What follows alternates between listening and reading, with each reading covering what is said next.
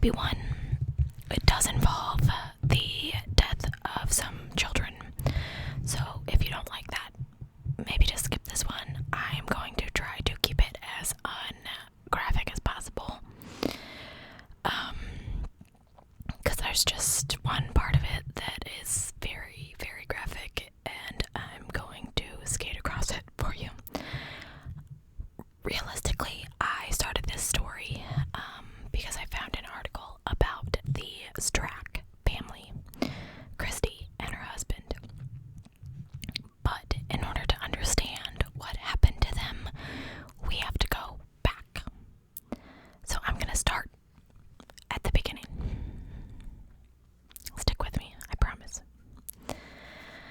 Rebecca Lafferty grew up in a strict Mormon household near Provo, Utah, with her mom, her dad, and her two older half-sisters. From a young age, she followed the prophet's teaching, whether the prophet was in church or at home. Rebecca, like most young girls, I'm not going to say all young girls, loved her father. His name was Dan, but she was also afraid of him and his dictatorial ways. Yep, okay. I loved him because he was my father, but I was also afraid of him, and at some point, I just didn't trust him, said Rebecca. As time progressed, Dan Lafferty became much more iron-fisted, especially with his wife's two older daughters from a previous marriage. And then, as they usually do, things escalated, and one night Rebecca's mom came home and walked in on her 14-year-old daughter sitting on Dan's lap, and apparently he was touching her inappropriately. Dan said that he would never let it happen again, and he even walked around with a pebble in his shoe as a reminder to try and think about not wanting to touch his 14-year-old stepdaughter.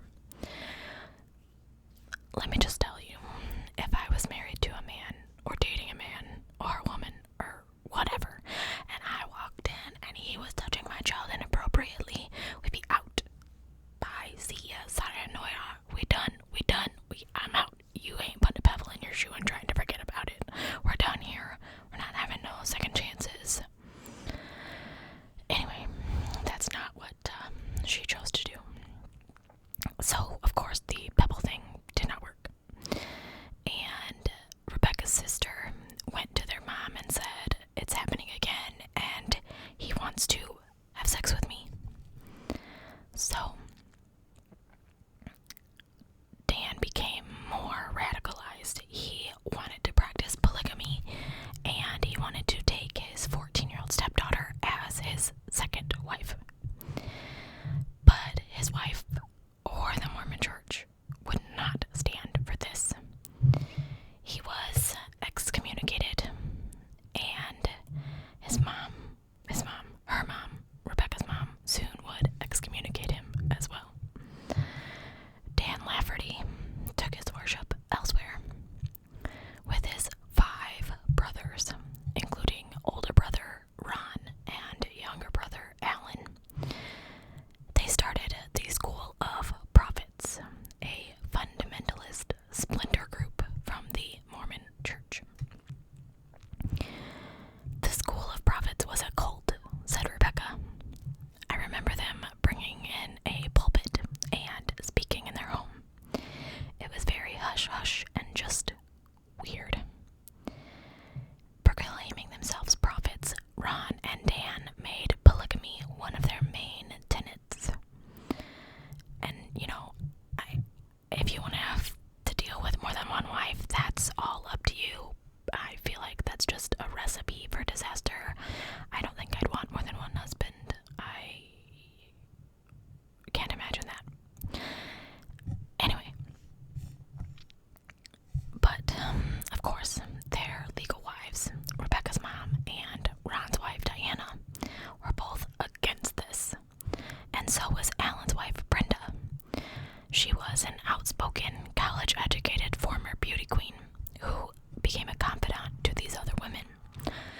visiting them, in particular Diana, who was Ron's wife, and saying, there are options, you have choices, you don't have to stay. Not long after this, Diana bravely left Ron, and Rebecca's mom was next. She packed up the kids and left Dan. And then a year later, the unimaginable happens. Ron Lafferty receives what they call a revelation. He had a prophecy, and he wrote it down, and it was to eliminate Brenda and her baby and another list of people that had helped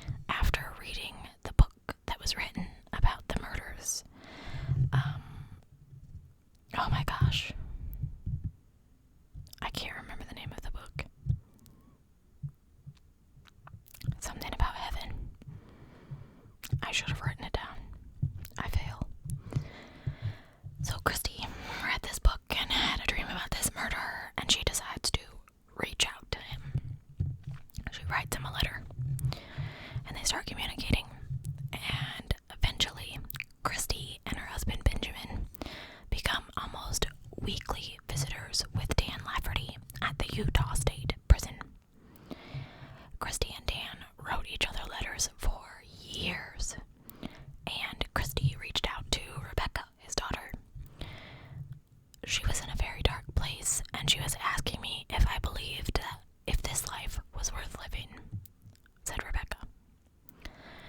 Christie also confessed that she was in love with her father, Dan. Rebecca communicated with Christie,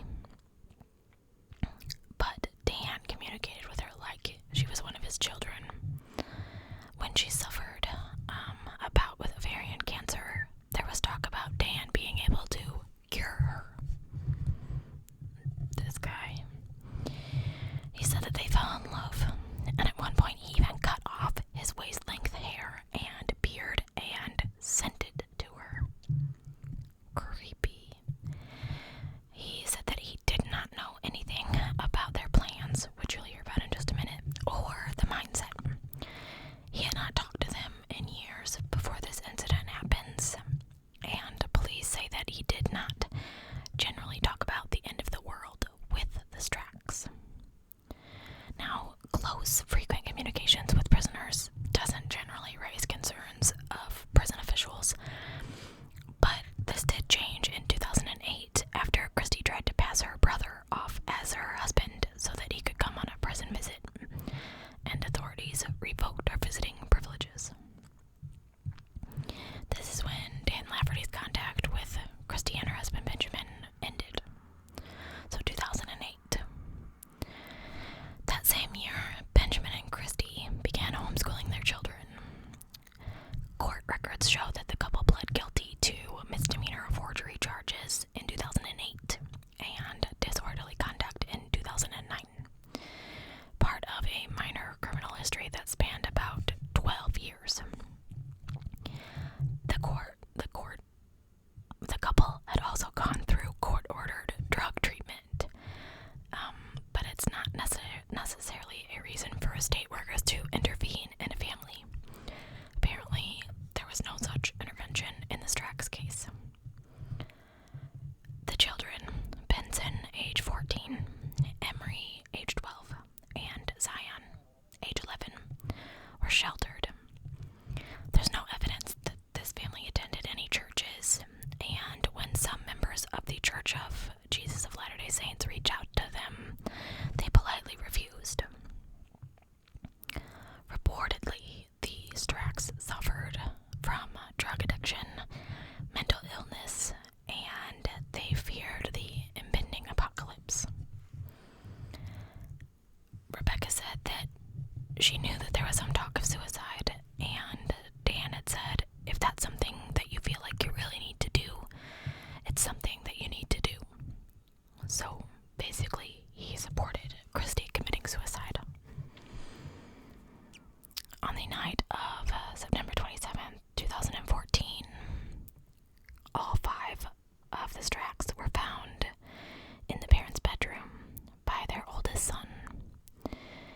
He had gone over with his grandmother to investigate after Benjamin, the father, had not been at work for a week. Reportedly, he went by the house and it was very, very quiet, so he went to get his grandmother, and they went inside to investigate. He was an adult and he had a job and he was engaged, so investigators can only speculate that this was the reason that he was not included in the plan that I'm about to tell you. The brief but frantic 911 call made by Christie Strack's mother was also released. During the emotional call, she tells the dispatcher, "The family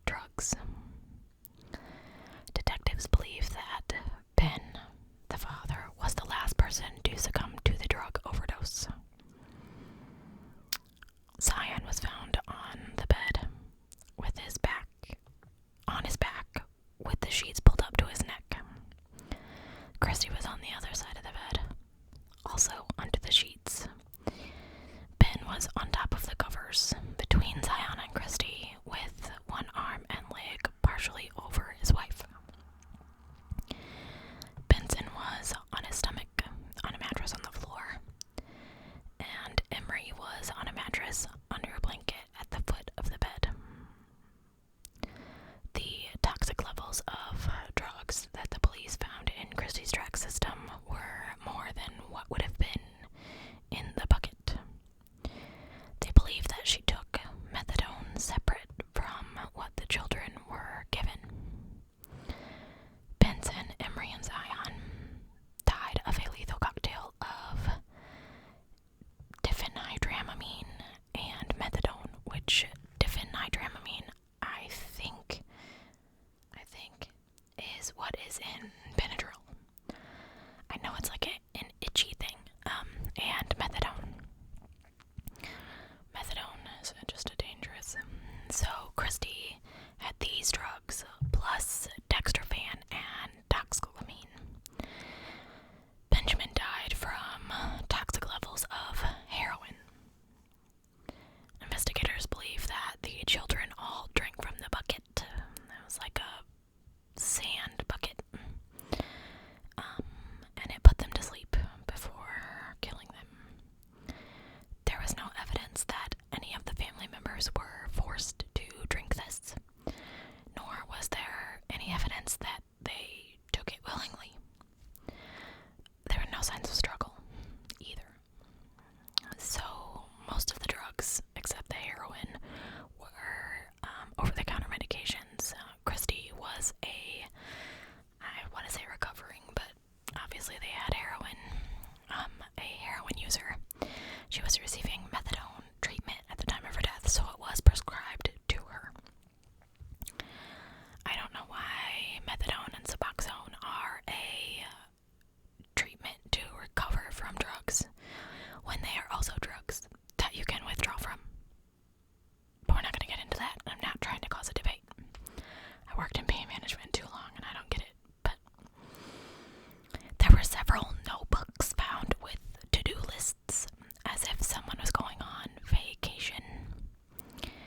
There was a note found in the house written by Benson, the 14-year-old, to a friend, and it indicated that he was aware that he might die soon, and he was bequeathing his personal possessions to a friend, according to the chief of police.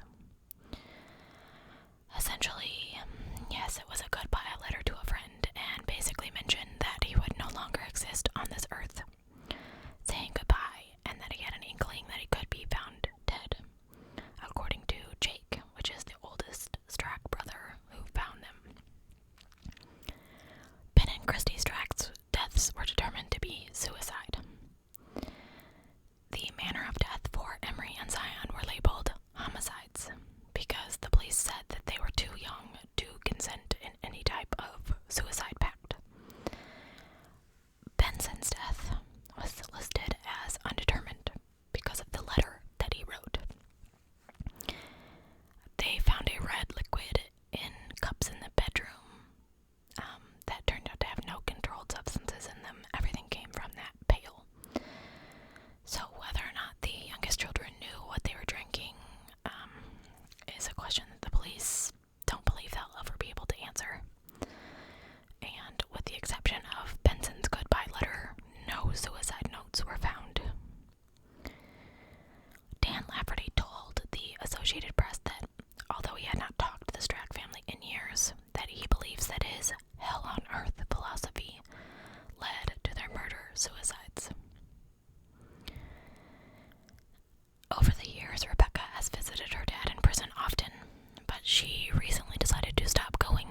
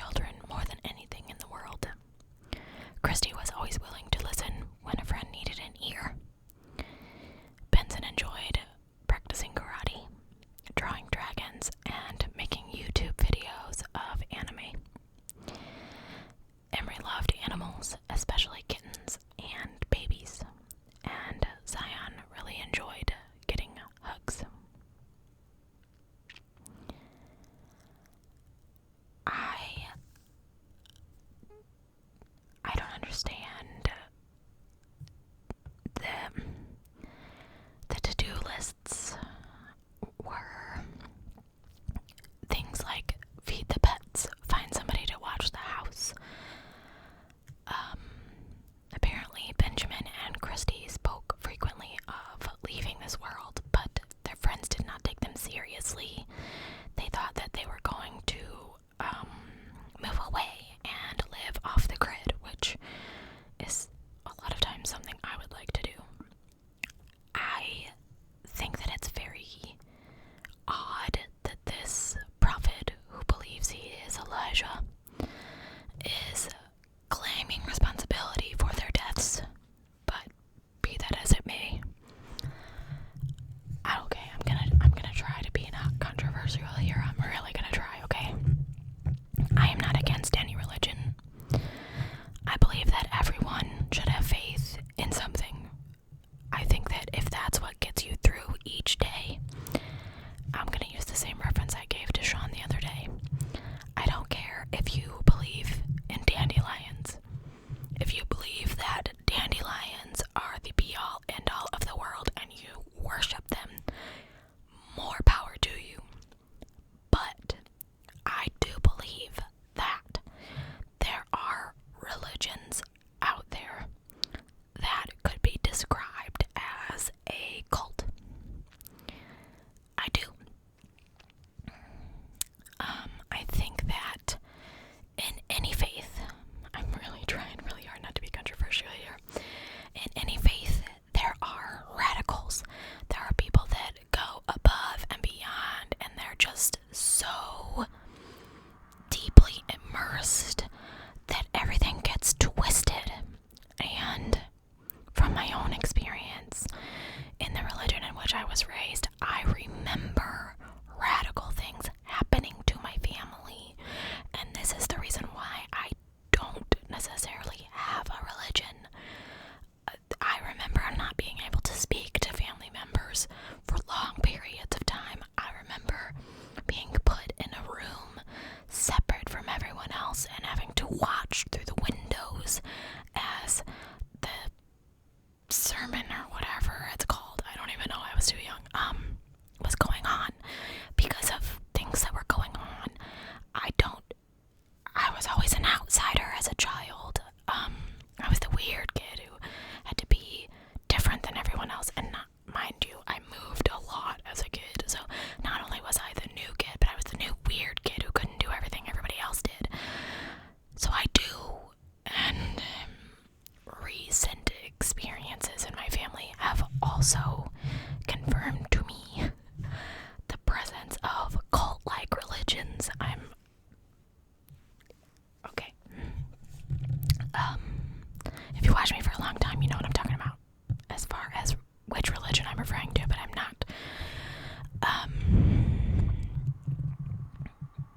Everyone should have something to believe in. I don't care if you worship dogs.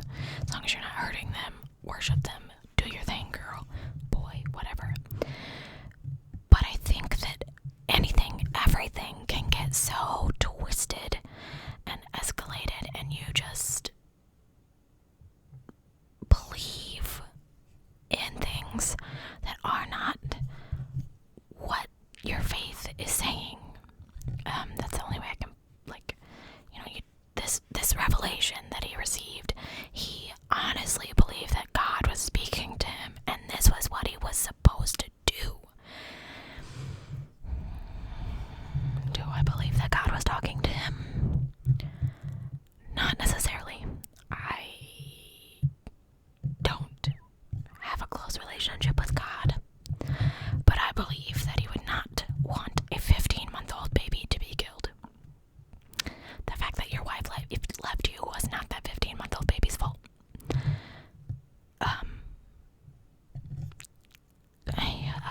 Anyway, like I said, controversial.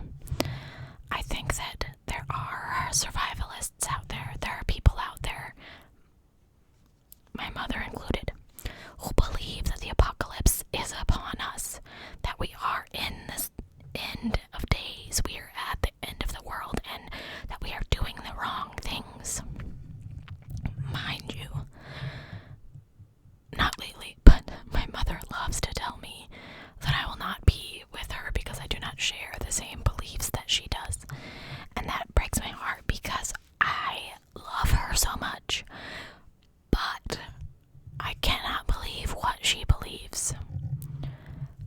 still love her anyway. So I understand that Rebecca has forgiven her father and moved on with her life.